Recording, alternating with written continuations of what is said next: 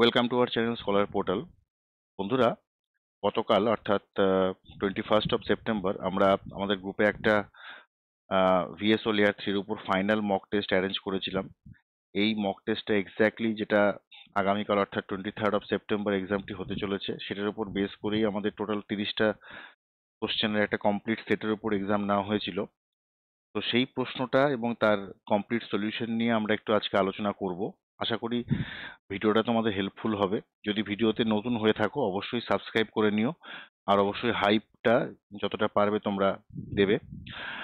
আর অবশ্যই স্কিপ করে ভিডিওটা দেখবে না, কারণ অনেক ইন্টারেস্টিং প্রশ্ন রয়েছে এবং তার আনসার আছে। তোমরা যেটা করবে, যারা গ্রুপ মেম্বার্স আছো তারা তো প্রশ্ন তাদের কাছে রয়েছে, তারা আনসারটার সাথে মিলিয়ে নেবে। যারা বাইরে এখনো পর্যন্ত হয়তো গ্রুপে নেই, তারা যেটা করবে, তারা ভিডিওটা পজ করে কোশ্চেনের আনসারটা নিজে আগে সলভ করার চেষ্টা করো, তারপর এখান থেকে দরকার হলে হেল্প নিতে পারো। ঠিক আছে? তো প্রশ্ন এবং উত্তরগুলো তোমরা কিন্তু অবশ্যই কিন্তু এটা রেফারেন্স হিসেবে দেওয়া আছে, তোমরা কিন্তু প্র্যাকটিস করতে পারো। ঠিক আছে, চলো আমাদের শুরু করা যাক। হয়তো আমি একটু ফাস্ট বলবো, কারণ ভিডিওটা না হলে অনেক লং হয়ে যাবে। ওকে, তো তোমরা দেখে নেবে, ভিডিও যেখানে দরকার হবে পজ করে নেবে। যদি কোনো কিছু বলার থাকে তাহলে কমেন্ট বক্সে অবশ্যই বলবে। চলো শুরু করা যাক। দেখো, প্রথম যে প্রশ্নটা ছিল সেটা হচ্ছে, আচ্ছা, এটা হলো আমাদের 2 ঘন্টার পরীক্ষা। তোমাদের আরেকবার আমি মনে করিয়ে দিই, এটা কিন্তু আমরা কাল 9টা থেকে 11টা পর্যন্ত নিয়েছিলাম। তো এটা বেসিক্যালি 2 ঘন্টার পরীক্ষা হবে। প্রত্যেকটা প্রশ্ন হচ্ছে তোমাদের 4 মিনিট করে অন অ্যান অ্যাভারেজ। ঠিক আছে, সেই হিসাবে তোমরা চলবে। ফার্স্ট প্রশ্ন দেখো, আমাদের যে মাত্রার ডাইমেনশনের উপর একটা প্রশ্ন আছে। এক্স, ওয়াই এবং জেড এই 3টি ভৌত রাশির একক দেওয়া আছে। ঠিক আছে, G dot centimetre square, s⁻⁻5, G dot s⁻⁻1 এবং সেন্টিমিটার স্কোয়ার ডট s⁻⁻2। তাহলে এক্স, ওয়াই আর জেড এর মধ্যে সম্পর্ক নির্ণয় করতে বলা হয়েছে। তো এখানে যেটা করা হয়েছে, এক্সটাকে আমরা যেহেতু G dot centimetre square dot s⁻⁵ আছে, জি মানে তোমার ভর, সেই জন্য এম, তারপর এল স্কোয়ার, আর তারপর টাইমের জন্য t⁻⁵ করা হয়েছে। সিমিলারলি ওয়াইটাকেও করা হয়েছে, জেডটাকেও অ্যাকর্ডিংলি যেটা দেওয়া আছে সেই হিসাবে করা হয়েছে। এবার মনে করি আমরা সম্পর্কটি হলো X is equal to Y A into Z, Y to the power A into Z to the power B. এইটা কিন্তু ধরে নিতে হবে তোমাকে। তুমি এখানে একটা কনস্ট্যান্ট কেও অ্যাড করতে পারো, k into y to the power A into Z to the power ইও করতে পারো, কোনো অসুবিধা নেই। ঠিক আছে, এবার এই সমতা, মাত্রার সমতা অনুযায়ী আমাদের কি হলো, আমাদের ভ্যালুগুলোকে আমরা বসাচ্ছি, বসিয়ে আমরা একটা এরকম একটা ইকুয়েশন পাচ্ছি। এইবার এই ইকুয়েশনে প্রত্যেকটা দেখো, এম, এল আর টি এর যে ঘাত, সেই ঘাতগুলো যদি আমরা তুলনা করি, তাহলে এম এর জন্য এ ইকুয়াল টু 1 হবে। দেখো, ঠিক আছে, কারণ এম দেখো, আহ, যদি যদি তোমরা এখানে মানে তোমরা যখন বসাবে, দেখো এম টু দি পাওয়ার এ হচ্ছে, আর এখানে এম আছে, তো এম এর ঘাতটা যদি আমরা দেখি, এ ইকুয়াল টু 1 হবে। এল এর জন্য বি ইকুয়াল টু কি হবে, 2। এইবার এই যে এম আর এল এর ভ্যালুটা বসালে, সেটা তুমি টি এর জন্য বসালে তুমি পাবে -a-2b ইজ ইকুয়াল টু -5 পাবে। এই সমীকরণটা কিন্তু সিদ্ধ করছে। ঠিক আছে, কারণ -1 মানে -a-2b ছিল -1, তারপর -2 ইন্টু বি, বি এর ভ্যালু তুমি 2 পেয়েছো, ইকুয়াল টু -5। তাহলে আমরা বলতে পারি যে নির্ণয় সম্পর্কটা কি, x is equal to y to the power A into Z to the power b ধরেছিলে, তার মানে y into z square. Clear? আচ্ছা, নেক্সট প্রশ্ন, 400 মিটার উঁচু একটা মিনার থেকে, এটা খুব ইন্টারেস্টিং প্রশ্ন। এই ধরনের প্রশ্ন কিন্তু তোমাদের একটা আসতেই পারে। 400 মিটার উঁচু একটা মিনার থেকে একটা পাথরকে ছেড়ে দেওয়া হয়েছে। এবার একই সময় ভূপৃষ্ঠ থেকে আর একটা পাথরকে 100 মিটার/সেকেন্ড গতিবেগে ঊর্ধ্বমুখে উৎক্ষেপণ করা হয়েছে। কখন এবং কোথায় এরা পরস্পরের সাথে মিলিত হবে? দেখো, ব্যাপারটা হচ্ছে, ধরো এই হচ্ছে আমার আমার মিনারটা, ঠিক আছে, একটু বাঁকা হয়ে গেল, যাই হোক।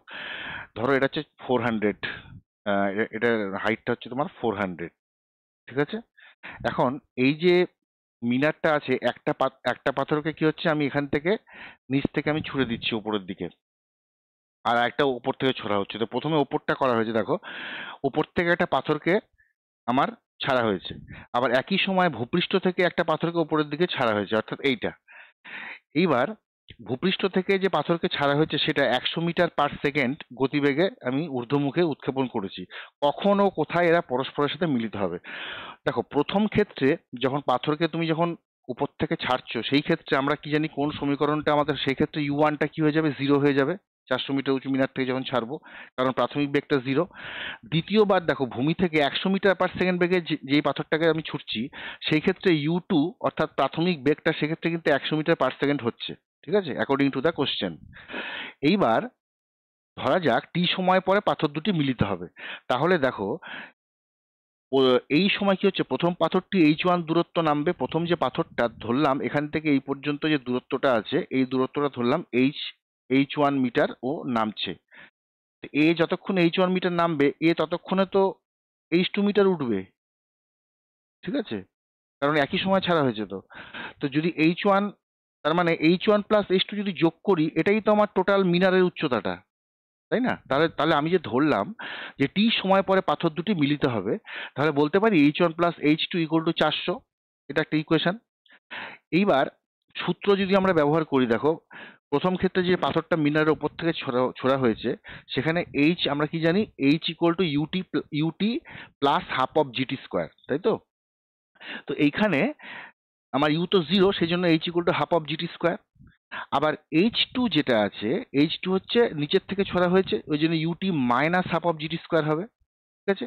সেখানে ইউটা হচ্ছে দেখো 100 দেওয়া রয়েছে। এইবার এই দুটি সমীকরণ যদি আমরা যোগ করি, আমরা জানি যে h1 প্লাস h2 তো 400, যোগ করলে পরে 400 পাচ্ছি। এখান থেকে t ইকুয়াল টু কি পেলাম, 4 সেকেন্ড পড়লাম, অর্থাৎ 4 সেকেন্ড পরে তারা কি হচ্ছে, মিলিত হচ্ছে।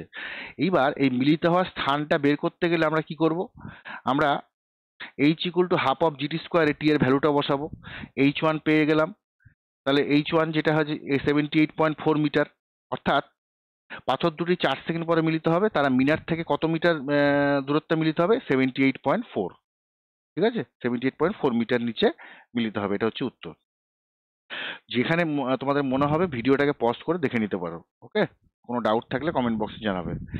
নেক্সট দেখো একটা প্রশ্ন আছে, এটা হচ্ছে তোমাদের আর্কিমিডিসের যে চ্যাপ্টার আছে প্লবতা, এটার থেকে কিন্তু একটা অঙ্ক অবশ্যই আসার সম্ভাবনা রয়েছে। তো এই তেল জলের মিশ্রণ, তারপর তরলের অভ্যন্তরে কোনো বিন্দুতে চাপ, এই ধরনের প্রশ্ন কিন্তু আসতে পারে। অবশ্যই কিন্তু এগুলো প্র্যাকটিস করে নেবে বই থেকে। প্লাস আমি এতদিনে অনেক শর্ট ভিডিও এবং লং ভিডিওতে প্রচুর প্রশ্ন নিয়ে আমরা আলোচনা করেছি। আমি আমার সাধ্যমতো যতটা সম্ভব আমি প্রত্যেকটা চ্যাপ্টার ওয়াইজ অঙ্ক নিয়ে প্রচুর আলোচনা করা হয়েছে। তো তোমরা আশা করি চ্যানেলে আমাদের হয়তো দেখেইছো, চ্যানেলে 230-40-এর উপরে ভিডিও আছে। তো এই ভিডিওগুলোকে ইউটিলাইজ করার চেষ্টা করো। যদিও আজকে খুবই কম সময় তোমাদের কাছে, আজকে বেশি নতুন কিছু দেখার দরকার নেই। আজকে তোমরা জাস্ট যেগুলো যেগুলো পড়েছো বা রিভিশন মানে দেওয়ার মনে করছো, সেগুলোই খালি করবে, ওকে। দেখো একটা একটা সমান প্রস্থচ্ছেদ বিশিষ্ট ইউ নলের উভয় বাহুতেই পারদ আছে, এখানেও পারদ আছে, এখানেও পারদ আছে, ওকে। একটা বাহুতে 10 সেন্টিমিটার দীর্ঘ গ্লিসারিন স্তম্ভ দাঁড় করানো হলো, অর্থাৎ ডিই, এই যে ডিই এটা হচ্ছে 10 সেন্টিমিটার। এবার গ্লিসারিনের ঘনত্ব দেওয়া আছে, অন্য বাহুতে 0.8 গ্রাম পার সিসি ঘনত্বের তেল ঢালা হয়েছে। এই যে বাহুটা আছে, এখানে তোমার তেল ঢালা হয়েছে, ঠিক আছে, ভালো কথা। এবার যখন তেল ও গ্লিসারিন উভয় লেভেল এক হয়, এই দুটো লেভেল যখনই এক হয়, ঠিক আছে, তেল স্তম্ভের দৈর্ঘ্যটা নির্ণয় করতে বলছে। অর্থাৎ আমরা এবিটা যে আছে, এই এবির উচ্চতাটাকে আমরা ধরে নিচ্ছি এইচ। তো এটার দৈর্ঘ্যটা আমাকে কি করতে হবে, বের করতে হবে। তো দেখো, মনে করি তেল স্তম্ভের দৈর্ঘ্য হচ্ছে এইচ। এবার চিত্রানুযায়ী দেখো এসি ইজ ইকুয়াল টু হচ্ছে ইডি। এবার এসি মানে কত, আমরা এইচ একটা ধরে নিয়েছি, আর বিসিটা আমরা জানি, বিসি যে বিসিটা আমাকে বার করতে হবে, ঠিক আছে। তাহলে H plus BC is equal to 10। এখান থেকে বিসিটা কত আমি বের করে নিচ্ছি, এই 10 মাইনাস এইচ। এইবার আমরা জানি যে তরলের চাপের সূত্র থেকে আমরা জানি সি বিন্দুতে যে চাপ হবে ইজ ইকুয়াল টু তোমার ডি বিন্দুতে চাপ হবে সেম লেভেলে। তাহলে সি বিন্দুতে চাপটা কত তেলের জন্য, আর হচ্ছে তোমার এখানে যেটা দেওয়া রয়েছে গ্লিসারিন, এটা আছে আমার আমার এটা তো পারদ আছে।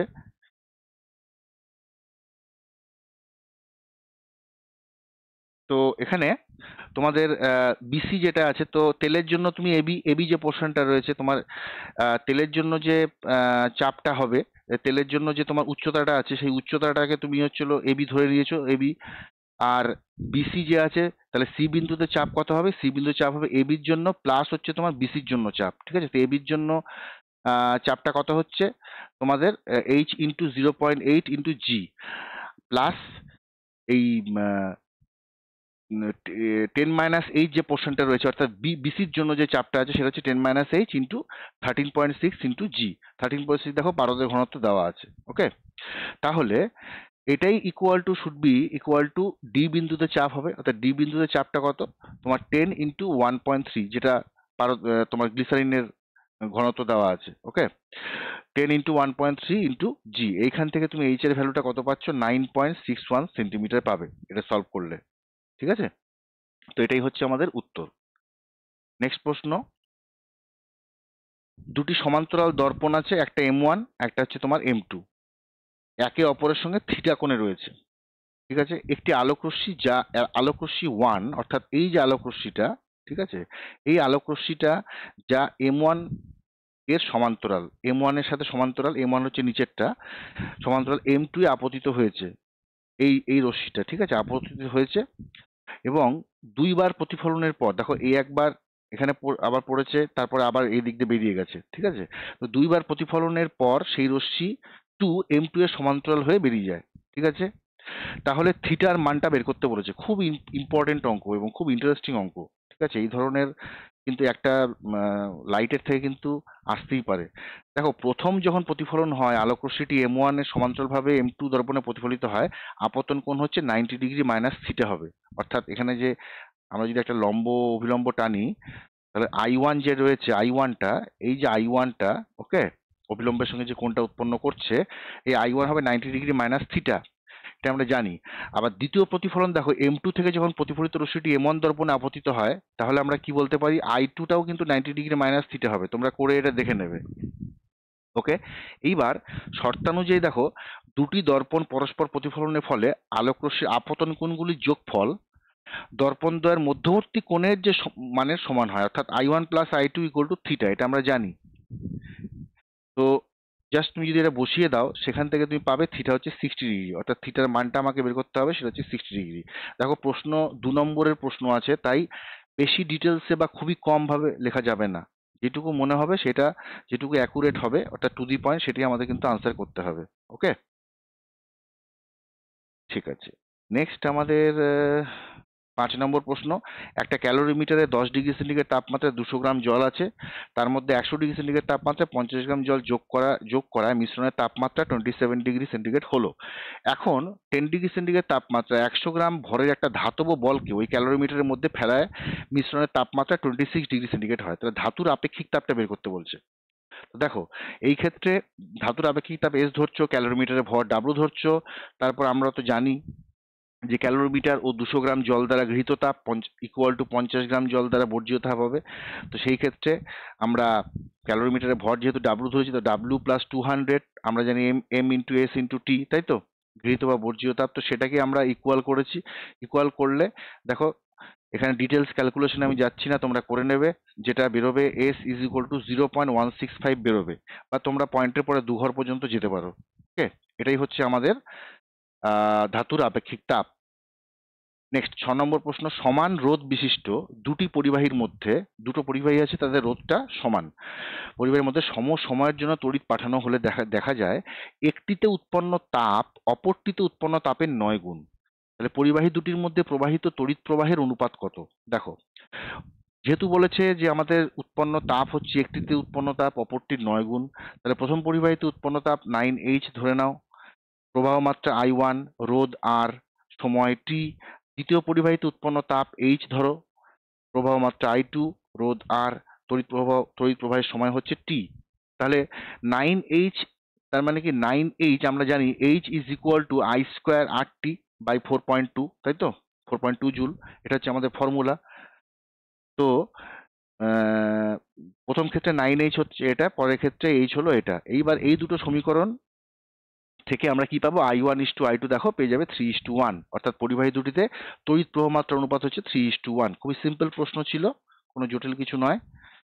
আচ্ছা, নেক্সট দেখো, একটি মৌলের, এবার কেমিস্ট্রিতে চলে এলাম, একটি মৌলের তৃতীয় কক্ষপথে অর্থাৎ এম শেলে 6টি ইলেকট্রন আছে, প্রথম ও দ্বিতীয় কক্ষপথ পূর্ণ, তাহলে মৌলটির পারমাণবিক সংখ্যা এবং নাম কি? তো আমরা জানি যে প্রথম কক্ষপথ মানে কে কক্ষপথ, 2টি ইলেকট্রন থাকতে পারে। দ্বিতীয় কক্ষপথে আমাদের কটা ইলেকট্রন থাকতে পারে, 8টা ইলেকট্রন থাকতে পারে। কিন্তু এখানে দুটো যেহেতু পূর্ণ বলেছে, তার মানে সেই জন্য প্রথম কক্ষপথে দুটো, 8টা এবং এম কক্ষপথে 6টি আছে, তো 16টি। এবার মৌলটি যদি মোট ইলেকট্রন সংখ্যা 16, পারমাণবিক সংখ্যাও 16 হবে। এবার পর্যায় সারণী, তোমরা পর্যায় সারণী ডিটেলসে অত জানো না, হয়তো কিছু পড়ে থাকতে পারো, এটা তুমি টার্মটা ইউজ করতেও পারো বা তুমি নাও ইউজ করতে পারো। তো 16 পারমাণবিক সংখ্যা বিশিষ্ট যে মৌলটি সেটা হচ্ছে সালফার। ঠিক আছে, তো sulphur will be the correct answer. ঠিক আছে, আচ্ছা তাহলে নেক্সট দেখো। আচ্ছা নেক্সট 8 নম্বর প্রশ্ন, একটা সক্রিয় ধাতু। হ্যাঁ, কেমিস্ট্রিতে কিন্তু অবশ্যই একটা প্রশ্ন থাকতেই পারে যে তোমাদের এই কোনো একটা গ্যাস, কোনো একটা মৌল, কোনো একটা যৌগ শনাক্তকরণ কিন্তু আসতেই পারে। তো এই ধরনের প্রশ্ন গুলো যখন করবে, অবশ্যই রাসায়নিক বিক্রিয়া সমীকরণ দেওয়াটা কিন্তু মাস্ট, তোমাকে দিতেই হবে। ওকে, দেখো একটা সক্রিয় ধাতু এ, এর সঙ্গে উত্তপ্ত অবস্থায় নাইট্রোজেন বিক্রিয়া করে একটা যৌগ বি উৎপন্ন হয়। উৎপন্ন যৌগটির সঙ্গে জলের বিক্রিয়ায় একটা তীব্র ঝাঁঝালো গন্ধযুক্ত গ্যাস সি উৎপন্ন হয়।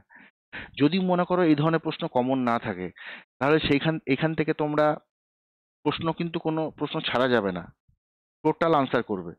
এইখানে যদি বুঝতে না পারো, ওই প্রশ্নের থেকে তোমাকে একটা হিন্ট জোগাড় করে নিতে হবে। এই ক্ষেত্রে যেমন ঝাঁঝালো গন্ধ, আমরা জানি ঝাঁঝালো গন্ধযুক্ত গ্যাসটা হচ্ছে অ্যামোনিয়া হতে পারে। তাহলে অ্যামোনিয়াটাকে তুমি ধরে সি গ্যাসটা, তার মানে যদি অ্যামোনিয়া হয় সেটা হিসাবে ধরে কিন্তু বাকি আদার্স যে আমাদের ইকুয়েশন গুলো হচ্ছে বা যে মৌল বা যৌগ বেরোচ্ছে সেটা তোমরা করবে। ওকে, এই ক্ষেত্রে দেখো প্রথম ধাতুটা হচ্ছে ক্যালসিয়াম, আর বি যে যৌগটা সেটা হচ্ছে ক্যালসিয়াম নাইট্রাইড CA3N2, আর যে গ্যাস সি সেটা হচ্ছে অ্যামোনিয়া। বিক্রিয়ার সমীকরণ দিয়ে দেবে অবশ্যই 3Ca+N2, হিট দেবে। এই সূক্ষ্ম সূক্ষ্ম জিনিসগুলো কিন্তু অবশ্যই মেনটেন করবে পরীক্ষার খাতাতে, ওই যে হিট তুমি দিচ্ছ। ঠিক আছে, তো ক্যালসিয়াম নাইট্রেট উৎপন্ন হলো। এবার ক্যালসিয়াম নাইট্রেটকে জলের উপর দিয়ে চালনা করলে ক্যালসিয়াম হাইড্রোক্সাইড বা কলিচুন এবং অ্যামোনিয়া, এটাই হচ্ছে আমার তীব্র ঝাঁঝালো গন্ধযুক্ত গ্যাস। ওকে, এইভাবে তোমরা আনসারটা করতে পারো। আচ্ছা 9 নম্বরের প্রশ্ন দেখো, একটা ক্লোরাইড লবণ, এটাও একটা শনাক্তকরণের প্রশ্ন। একটা ক্লোরাইড লবণ এর সঙ্গে চুন মিশিয়ে উত্তপ্ত করা হয়েছে, করলে একটা বর্ণহীন ঝাঁঝালো গন্ধ বিশিষ্ট গ্যাস বি উৎপন্ন হয়েছে। এবার ক্লোরাইড বি উৎপন্ন হয়। এবার ক্লোরাইড বি গ্যাসের সঙ্গে HCl গ্যাসের বিক্রিয়ায় পুনরায় আবার বলছে এই পদার্থটা পাওয়া যায়।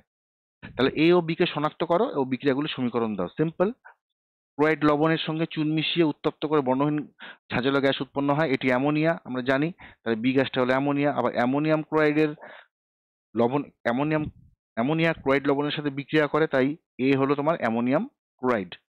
এবার বিক্রিয়াগুলি এখান থেকে তোমরা একবার দেখে নাও। দেখো পুনরায় কিন্তু আবার অ্যামোনিয়াম ক্লোরাইড কিন্তু পাওয়া গেছে। ওকে, নেক্সট 10 নম্বর প্রশ্ন, সোডিয়াম একটা ধাতু হওয়া সত্ত্বেও তরল অ্যামোনিয়াতে দ্রবীভূত হলে তড়িৎ পরিবহন করতে পারে কেন? তোমরা একবার পড়ে নেবে এটা। ওকে, আমি আর ডিটেলসে যাচ্ছি না, দরকার হলে ভিডিওটা পজ করে পড়ে নেবে। নেক্সট 11 নম্বরের প্রশ্নটা দেখো, একটা জ্যামিতির তোমাদের প্রশ্ন রয়েছে, অঙ্ক এখান থেকে স্টার্ট হচ্ছে। ABCD একটা চতুর্ভুজ, ABCD এর কর্ণগুলি P বিন্দুতে ছেদ করেছে।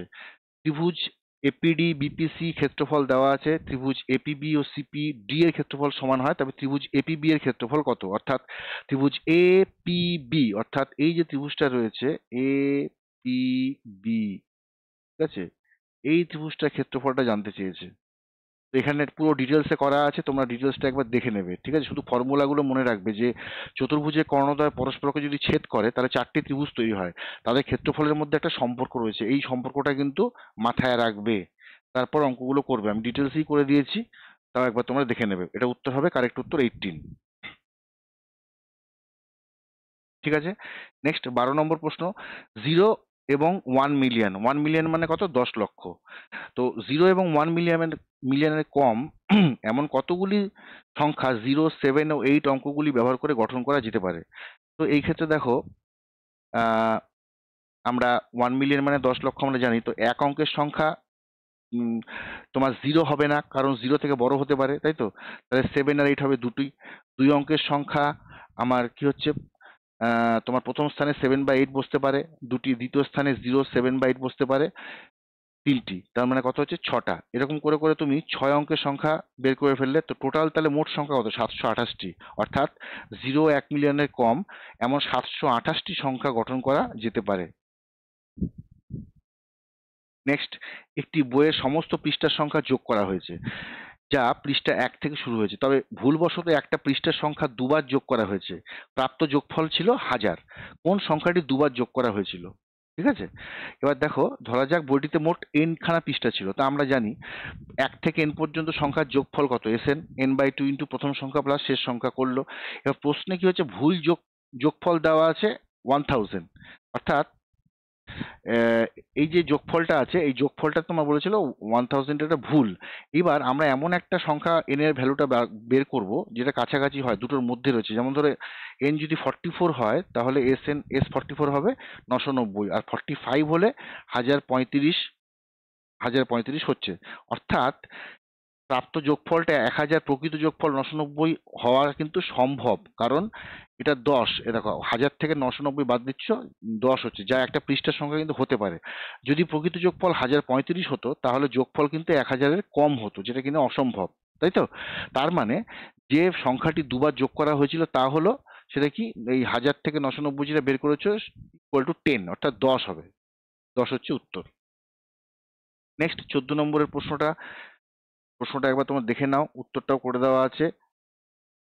আমি ডিটেলসে আর যাচ্ছি না, ঠিক আছে? এখানে তোমাদের একটা শতকরার অঙ্ক আছে। ওকে, নেক্সট 15 নম্বরের প্রশ্নটা, এটাও একটা জ্যামিতির প্রশ্ন আছে। এখানে এই জ্যামিতিটার প্রশ্ন দেখে নেবে। এখানে ওবি এর দৈর্ঘ্য বের করতে বলেছে, অর্থাৎ ওবি এর দৈর্ঘ্য বের করতে বলেছে। হয়তো এই অঙ্কগুলো, এই পার্টিকুলার অঙ্কটা একটু অ্যাডভান্স লেভেলের, কিন্তু তোমাদের প্র্যাকটিসের জন্য আমি দিয়েছিলাম। তো অঙ্কটা তোমরা একবার দেখে নেবে। কোনো জায়গায় যদি কোনো অসুবিধা থাকে দরকার হলে ভিডিওটা পজ করে একবার দেখে নেবে। ওকে, যদি কোনো জায়গায় বুঝতে অসুবিধা থাকে জানাবে। তো উত্তর হবে 6√3 সেন্টিমিটার। এটা ইজি অঙ্ক আছে। 16 নম্বরের প্রশ্নটার অঙ্কটা, 16 নম্বরের যে অঙ্কটা আছে দেখো, এই অঙ্কটাও কিন্তু ইজি রয়েছে, বীজগণিতের থেকে দেওয়া হয়েছে। এটার উত্তর হয়ে যাচ্ছে তোমাদের √2।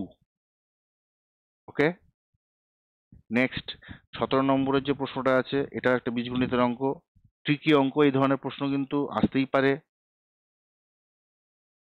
এটার উত্তর হচ্ছে 1। 18 নম্বরটা 3333 হচ্ছে তোমাদের আনসার।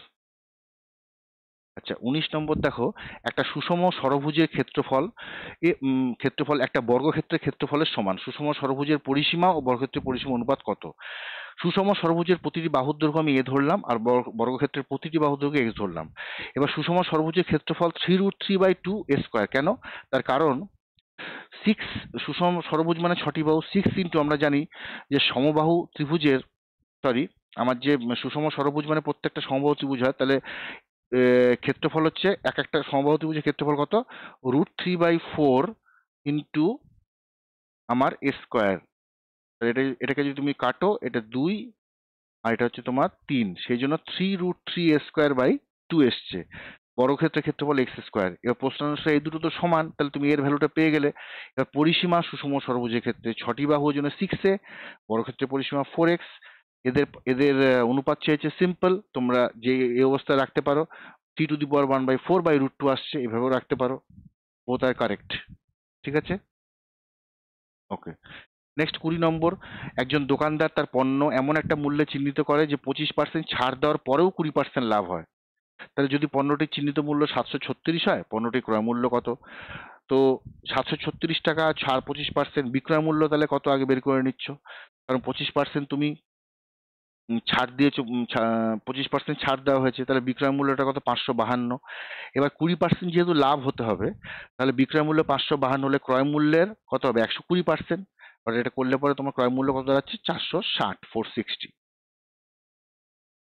ওকে, নেক্সট 21 নম্বরের প্রশ্নটা দেখো। এই একটা অঙ্ক দেওয়া আছে যেখানে PQ এর একটা ত্রিভুজ আছে, ও ভেতরে দেখতে পাচ্ছ ABCD একটা কি আছে? চতুর্ভুজ দেওয়া আছে। প্রত্যেকটা এই যে OQD QC সব ভ্যালুগুলো দেওয়া আছে। তাহলে চতুর্ভুজ ABCD এর ক্ষেত্রফল চেয়েছে, অর্থাৎ এই যে চতুর্ভুজটা রয়েছে, এই চতুর্ভুজের ক্ষেত্রফলটা চেয়েছে। এখানে প্রথম কথা, তোমরা প্রত্যেকটা বাহু PQ, PR, QR সেগুলো আগে তুমি বের করে নিচ্ছ এই PQR ত্রিভুজের। ওকে, এইবার বাহু, তোমাদের একটু পরে আমি একটা জিনিস দেখাচ্ছি, তোমরা হয়তো অনেকে জানো, বা না জানলে দেখে নাও। এই বাহুগুলো ব্যবহার করে প্রথমে কি হচ্ছে, PQR এর ক্ষেত্রফলটা তুমি বের করে নাও। ওকে, তো PQR এর ক্ষেত্রফল হচ্ছে 8√21 বর্গ সেন্টিমিটার। কিভাবে এলো? তুমি ত্রিভুজে যদি তিনটে বাহু জানো, তাহলে এখানে একটা আমি দেখো নোট বলে রেখেছি, অর্ধ পরিসীমাটা প্রথমে বের করে নাও। ত্রিভুজের তিনটি বাহুর দৈর্ঘ্য মনে করো A, B এবং C। তাহলে সেই ক্ষেত্রে অর্ধ পরিসীমা S হচ্ছে A+B+C/2, ক্ষেত্রফল হয়ে যাবে কি √S into S minus A into S minus B into S minus C। ওকে, এইভাবে করে ত্রিভুজের ক্ষেত্রফলটা বের করা যদি আমরা তিনটে বাহু দৈর্ঘ্যটা পেয়ে যাই। তাহলে ত্রিভুজের বাহুর দৈর্ঘ্যগুলো ব্যবহার করে প্রথমে বড় যে ত্রিভুজটা আছে PQR সেটা তুমি বের করে নাও। এইবার কোনায় যে তিনটি ত্রিভুজ আছে, ছোট ছোট ত্রিভুজ DQC, BRC আর হচ্ছে ত্রিভুজ PAB, এগুলোর ক্ষেত্রফলগুলোকেও বের করে নাও। এইবার এই তিনটি ত্রিভুজের মোট ক্ষেত্রফল কত বেরোলো? 23√21/5। এইবার চতুর্ভুজের ক্ষেত্রফলটা বের করতে হলে কি হবে দেখো, ওভার টোটাল যে আমার ট্রায়াঙ্গেলের ক্ষেত্রফলটা আছে সেটার থেকে যদি ইন্ডিভিজুয়ালি এই যে তিনটে ক্ষেত্রফল যদি বাদ দিয়ে দিই, তবেই কি আমি কি পাবো? চতুর্ভুজের ক্ষেত্রফল পাবো। তো সেটাই দেখো করা হয়েছে, করলে 17√21/5 বর্গ সেন্টিমিটার আসছে। তো this is the correct answer. দেখো অঙ্কটা দেখে হয়তো একটু কঠিন মনে হতে পারে বা ইনিশিয়ালি, কিন্তু অঙ্কটা ক্যালকুলেশনটা একটু বড় আছে। তো তোমাদের কিন্তু এই পরীক্ষার চ্যালেঞ্জ এটাই যে এটা ডেসক্রিপটিভ প্রশ্ন, এবং তোমাকে যেটা করতে হবে হাতে স্পিড বাড়াতে হবে। ঠিক আছে, হাতে কিন্তু স্পিড বাড়াতে হবে, নাহলে কিন্তু শেষ মুহূর্তে প্রশ্ন ছেড়ে দিয়ে আসতে হতে পারে। এটা কিন্তু তোমরা অবশ্যই কিন্তু মাথায় রাখবে। ওকে, আচ্ছা, তো এটা তোমরা একবার দেখে নিও। আচ্ছা, নেক্সট দেখো, এবার আমরা লাইফ সায়েন্সে চলে আসছি। লাইফ সায়েন্সের প্রশ্ন আমি আর পড়ে শোনাচ্ছি না, তোমরা জাস্ট এখান থেকে পজ করে করে পড়ে নেবে বা নোট করে নিও। প্রথমে একটা প্রশ্ন ছিল যে একটি উদ্ভিজ্জ ও প্রাণীকোষের সঠিক সাইটোকাইনেসিস যদি না হয় তাহলে কি ঘটবে আর তার ফলাফলটা কি হবে। সুন্দরভাবে পয়েন্ট করা আছে, তোমরা যারা কালকে পরীক্ষা দিয়েছিলে তাদের আনসারের সাথে এটা মিলিয়ে দেখে নেবে যে ঠিক এরকম রয়েছে কিনা, যদি কারেকশন করার থেকে করে নেবে। আচ্ছা, নেক্সট দেখো, প্রোক্যারিওটিক কোষে প্রোটিন সংশ্লেষণ প্রক্রিয়া ইউক্যারিওটিক কোষের থেকে কিভাবে ভিন্ন হয়, এই ভিন্নতার কারণে তাদের কার্যকারিতায় কি প্রভাব পড়ে এটাও দেখে নেবে। পয়েন্ট ওয়াইজ করা আছে, তোমরা লাইফ সায়েন্সের ক্ষেত্রে যদি ডায়াগ্রাম দেওয়ার দরকার হয় দেবে, পয়েন্ট ওয়াইজ করতে হলে পয়েন্ট ওয়াইজ দেবে, কিন্তু যেটুকু স্পেস থাকবে তার মধ্যে। ওকে, সেইভাবে করে কিন্তু প্রশ্নের আনসার দেবে। নেক্সট প্রশ্ন, প্রাকৃতিক নির্বাচন ও কৃত্রিম নির্বাচনের মধ্যেকার মূল পার্থক্য কি? মানব জাতির কোন কাজগুলো কৃত্রিম নির্বাচন উদাহরণ? দেওয়া আছে প্রাকৃতিক নির্বাচন, কৃত্রিম নির্বাচন, এক্সাম্পল দেওয়া আছে দেখো। ওকে, পড়ে নেবে। নেক্সট একটা কেস স্টাডিজ দেওয়া আছে, তোমাদের 3 থেকে 4টা কেস স্টাডিজ আমি বলেছিলাম দেবে লাইফ সায়েন্সে। অনন্যা ও বিক্রম একটা প্রত্যন্ত গ্রামে গেছে, সেখানে পানীয় জল প্রধানত একটা পুকুর থেকে সংগ্রহ করা হয়। এখন তাদের গ্রামের অনেক বাসিন্দা জলবাহিত রোগের দ্বারা কি হচ্ছে আক্রান্ত হচ্ছে, যেমন ধরো কলেরা, টাইফয়েড। ওকে, এবার স্থানীয় স্বাস্থ্যকর্মী পরামর্শ দিয়েছেন যে জল পান করার আগে ভালোভাবে ফুটিয়ে নিতে। তাহলে পুকুরের জল সরাসরি পান করা কেন বিপজ্জনক? জল ফুটিয়ে পান করার পদ্ধতিটি জলবাহিত রোগ প্রতিরোধে কিভাবে সাহায্য করে? যদি গ্রামবাসীদের কাছে জল ফোটানোর ব্যবস্থা না থাকে তাহলে তারা কি ধরনের সহজ ও কার্যকরী পদ্ধতি ব্যবহার করে জলকে জীবাণুমুক্ত করতে পারে? প্রথম প্রশ্নটা দেওয়া আছে এটা, দ্বিতীয় প্রশ্ন, তৃতীয় প্রশ্ন, জলের মধ্যে তুমি কি ইউজ করতে পারো, বিকল্প পদ্ধতি দেওয়া আছে। ওকে, নেক্সট 26 নম্বর, একটা সুস্থ বাস্তুতন্ত্রের জন্য প্রজাতি বৈচিত্র্য কেন গুরুত্বপূর্ণ? যদি কোনো একটা প্রজাতি বিলুপ্ত হয় তবে তার ফলে খাদ্য শৃঙ্খল কি ক্ষতি হতে পারে, এখানে লেখা আছে, পয়েন্টসগুলো পড়ে নেবে। নেক্সট দেখো 27, তোমার বন্ধু একটা বিড়ালের গায়ে হাত বুলিয়ে দেখলো যে তার লোম কি হচ্ছে বেশ নরম, সিল্কের মতো মসৃণ, কিন্তু যখন সে একটা সজারুকে স্পর্শ করলো দেখলো তার লোম খুবই তীক্ষ্ণ এবং শক্ত কাঁটার মতো। এই যে বিভিন্নতা, এই যে ভিন্নতা, ডিফারেন্স, এই ডিফারেন্সের কারণটা কি? তো কারণ হচ্ছে বিড়াল ও সজারুর লোমের ভিন্নতার কারণ হচ্ছে তাদের মেন হচ্ছে কি ন্যাচারাল অ্যাডাপ্টেশন বা প্রাকৃতিক অভিযোজন। এবার এই যে প্রাকৃতিক অভিযোজন বিড়ালের ক্ষেত্রে কিভাবে হচ্ছে বা সচেতন ক্ষেত্রে হচ্ছে সেটা কিন্তু তোমরা একবার দেখে নাও, এখানে লেখা আছে সুন্দর করে, একদম টু দি পয়েন্ট আনসার আছে, তোমরা পড়ে নিবে। ওকে, নেক্সট 28 নম্বর দেখো, বলছে ম্যাক্রোনিউট্রিয়েন্টস এবং মাইক্রোনিউট্রিয়েন্টস এর মধ্যেকার প্রধান পার্থক্য কি? এটা একটি ইম্পর্টেন্ট প্রশ্ন। মানবদেহের জন্য উভয়ের গুরুত্ব ব্যাখ্যা করো, এ হচ্ছে আনসার।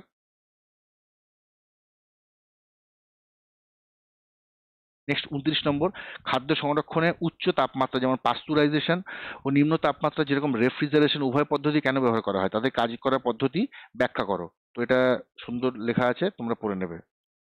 লাস্ট প্রশ্ন, আবার একটা কেস স্টাডি ভিত্তিক। তোমার বন্ধু একটা নতুন বাগানে গোলাপ গাছ লাগিয়েছিল। প্রথম মাসে গাছটিতে খুব সুন্দর ফুল এসেছিল, কিন্তু এর পরে গাছের পাতা হলুদ হয়ে যাচ্ছিল ও ফুল আসা কমে গেল। তখন সে কি করলো? গাছের গোড়ায় 1 কাপ দই মিশিয়ে দিয়েছে। দই মেশানো হলো জল দিলে। এর কয়েকদিন পর দেখা গেল গাছের পাতা আবার সবুজ হয়ে উঠেছে ও নতুন কুঁড়ি আসছে। এর কারণ কি হতে পারে? দেখো, খুব কনসেপচুয়াল প্রশ্ন কিন্তু, মানে লাইফ সায়েন্স কিন্তু এই ধরনের প্রশ্ন তোমাদের দিতে পারে। রোগ জীবাণু থেকে দিতে পারে, মাটির থেকে দিতে পারে, এরকম গাছগাছালির থেকে এই ধরনের প্রশ্ন কিছু আসতে পারে। তোমাদের বইটা যদি খুঁটিয়ে পড়া থাকে, কনসেপ্টটা যদি ক্লিয়ার থাকে, তবে কিন্তু আনসারটা দিতে পারবে। ঠিক আছে? তো তোমরা কিন্তু এই লাস্ট মুহূর্তে আমি প্রশ্নগুলো যে দেখলে, এই টাইপের প্রশ্নই কিন্তু আসবে। তো তোমরা কিন্তু এর আগে একটা স্যাম্পল মডেল কোশ্চেন দেখেছিলে, যেটা ভিএসওর সাইটে দেওয়া আছে, সেটাও পুরো সলভ করা হয়েছিল। আমিও দুটো সেট দিলাম কমপ্লিট, প্লাস ভিডিও তো অনেক আছেই। এগুলোর থেকে তোমরা আশা করি একটা কংক্রিট একটা আইডিয়া পেয়ে গেছো। তো যাই প্রশ্ন আসুক না কেন, সব আনসার করে আসবে কিন্তু, এটা আমার রিকোয়েস্ট। আচ্ছা, দেখো, আমার বন্ধুর গোলাপ গাছের সমস্যা, দই মেশানো জল দেওয়া, তার উন্নতি হওয়ার পেছনে মূল কারণ হচ্ছে পুষ্টি উপাদানের অভাব, দইয়ের মধ্যে থাকা উপকারী উপাদানগুলির প্রভাব এটা। ঠিক আছে? এবার গাছের পাতা হলুদ হয়ে যাচ্ছিল কারণ মাটির পুষ্টির উপাদান, বিশেষ করে নাইট্রোজেন, শেষ হয়ে গিয়েছিল। দইয়ে প্রচুর পরিমাণে কি হয়, উপকারী ব্যাকটেরিয়া থাকে, যেমন ধরো ল্যাক্টোব্যাসিলাস ও এবং কিছু পুষ্টি উপাদান যেমন নাইট্রোজেন থাকে। এই ব্যাকটেরিয়াগুলো মাটির জৈব পদার্থকে ভেঙে গাছের জন্য সহজে শোষণযোগ্য পুষ্টি উপাদানে পরিণত করে। এই পুষ্টি উপাদানগুলো গাছের ক্লোরোফিল উপাদান উৎপাদনে সাহায্য করে, যার ফলে পাতা আবার কি হয়, সবুজ হয় এবং নতুন করে ফুল আসা শুরু হয়। তো এইভাবে একদম টু দি পয়েন্ট আনসার করলে তোমরা কিন্তু 2 এ 2 পাবে। ঠিক আছে? তো এই ছিল বন্ধুরা টোটাল 30টা প্রশ্ন এবং তার কমপ্লিট অ্যানালাইসিস। আশা করি ভিডিওটা তোমাদের ভালো লেগেছে। তোমাদের ভিএসও, তোমাদের যে ব্যাচটা আছে এখানে, এটাই হচ্ছে আমার শেষ ভিডিও তোমাদের ব্যাচটা। আশা করি তোমাদের পরবর্তী ব্যাচ এইসব ভিডিওগুলো তারা পাবে, তারা অনেক হেল্প পাবে। তোমরা চেষ্টা করবে তোমাদের যে জুনিয়র ব্যাচ যারা রয়েছে, যারা এখন ক্লাস 8-এ পড়ছে, তাদেরকে এই ভিডিওগুলো, স্কলার পোর্টালটাকে তোমরা একবার সাবস্ক্রাইব করে রাখতে বলতে পারো। পরবর্তীতে ওদের কিন্তু এই সমস্ত ভিডিও বা মক টেস্ট এগুলো কিন্তু অনেক হেল্পফুল হতে চলেছে। ওকে, এনিওয়ে, তো ভিডিওটা পুরোটি দেখার জন্য অসংখ্য ধন্যবাদ তোমাদের। তোমাদের আগামীকাল পরীক্ষা। আজকে কোনো রকম প্রেশার বা চাপ নেবে না, জাস্ট কুল থাকো। সিম্পল যে ফর্মুলাগুলো বা ইম্পর্টেন্ট কিছু রিভিশন দিতে হলে সেগুলো আহ, দাও। ঠিক আছে? তোমাদের আগামীকালের জন্য অনেক অভিনন্দন। তোমরা এই যুদ্ধে অবশ্যই জয়ী হবে এবং অবশ্যই এই পরীক্ষাটা তোমরা যাতে সবাই ক্লিয়ার করতে পারো, এই শুভকামনা রইল। Thank you very much.